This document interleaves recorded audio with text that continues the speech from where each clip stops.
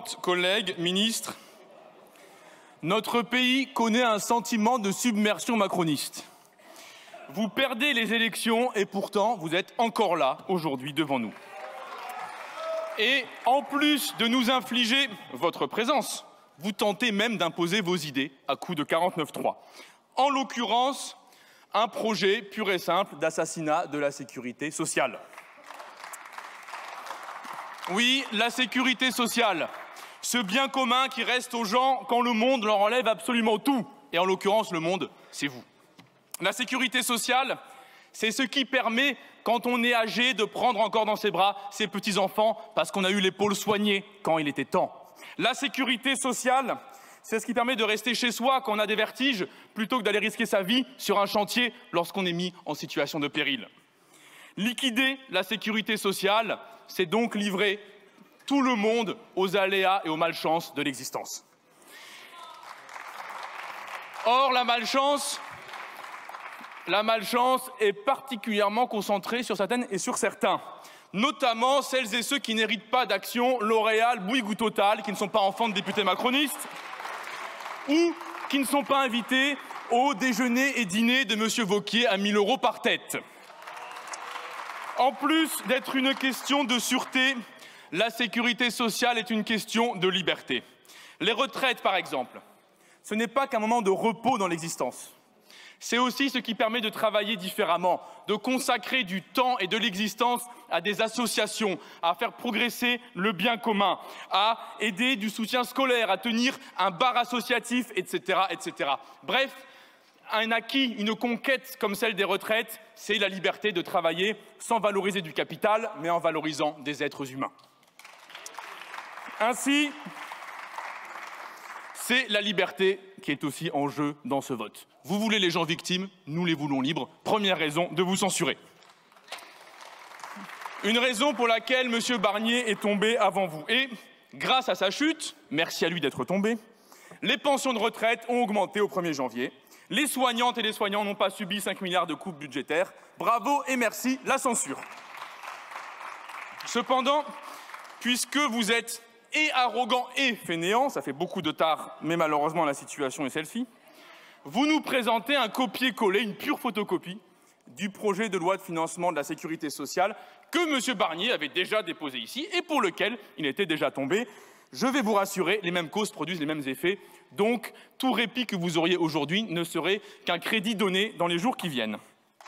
Ce texte comporte 130 articles qui vise à assécher l'intégralité des caisses de la sécurité sociale. Vous voulez assécher, vider les caisses accidents du travail, vous voulez vider les caisses des retraites, vous voulez vider les caisses des maladies professionnelles, bref, vous avez mené une opération de guerre contre les droits de toutes et de tous. Et je voudrais dire un mot, notamment du sujet des retraites, car au cours de nos discussions, nous avons refusé de transposer votre réforme de la retraite à 64 ans dans les annexes de ce texte-là.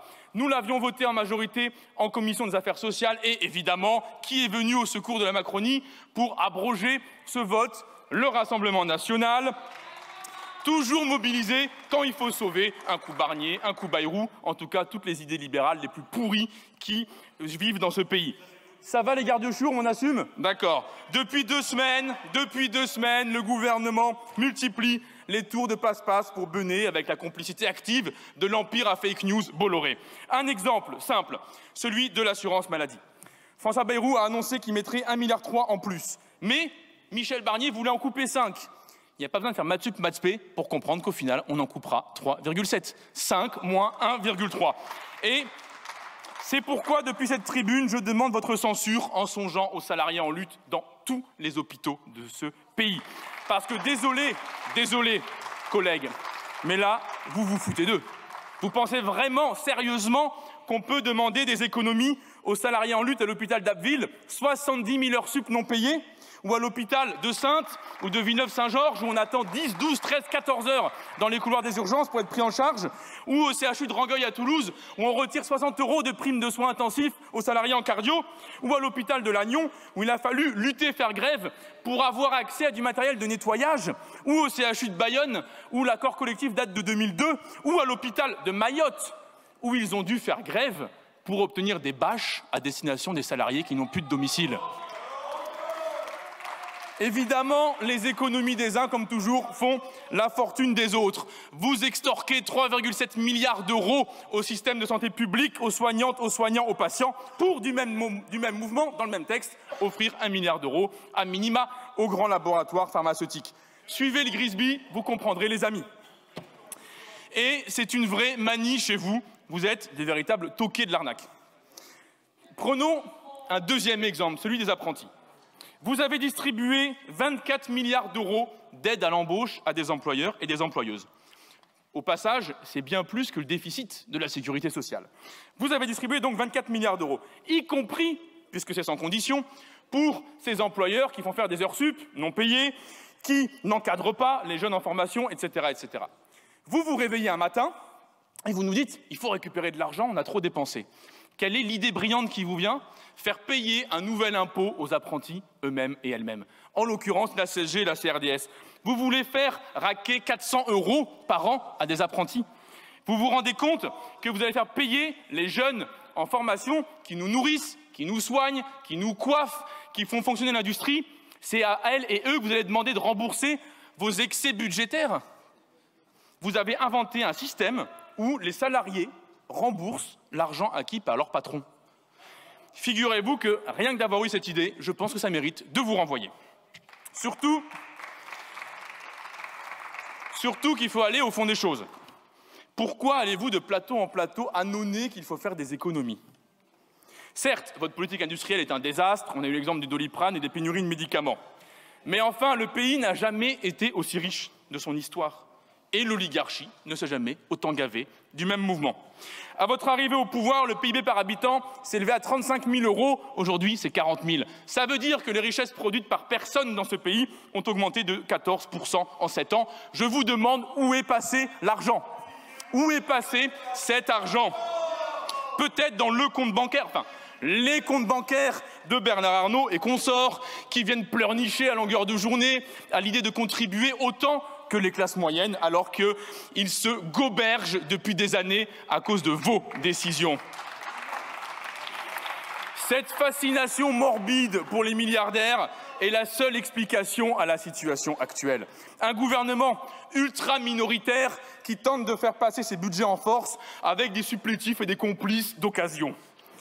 Pour preuve, notre Assemblée nationale a adopté en novembre une série d'amendements du nouveau Front populaire qui venaient remplir les caisses de la Sécu. Vous n'en vouliez pas, car en réalité, votre politique, c'est celle des caisses vides, et ce, de façon délibérée.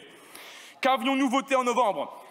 Que nous allions soumettre à cotisation sociale, c'est-à-dire faire contribuer pour les risques sociaux les dividendes, les plus-values, les levées-ventes d'actions, l'intéressement et la participation. Ces amendements votés rétablissaient un équilibre budgétaire total. Il n'y avait plus aucune raison de priver les gens de leurs droits. Car en réalité, ce que vous vouliez, c'est les priver et non pas remplir la caisse. De même, nous avions voté la fin de la taxe sur les salaires, cet impôt d'une injustice terrible qui frappe les établissements hospitaliers. Son abrogation rapportait de façon immédiate 2 milliards d'euros dans les caisses des hôpitaux. Ces 2 milliards d'euros, vous n'en voulez pas. Par exemple, dans ma circonscription à Toulouse, le CHU de Toulouse aurait pu recruter 1000 personnes de plus si on abrogeait cette taxe injuste que vous faites peser sur l'hôpital. Or, vous avez choisi de reprendre le texte venu du Sénat afin de nous interdire de redéposer les mêmes amendements.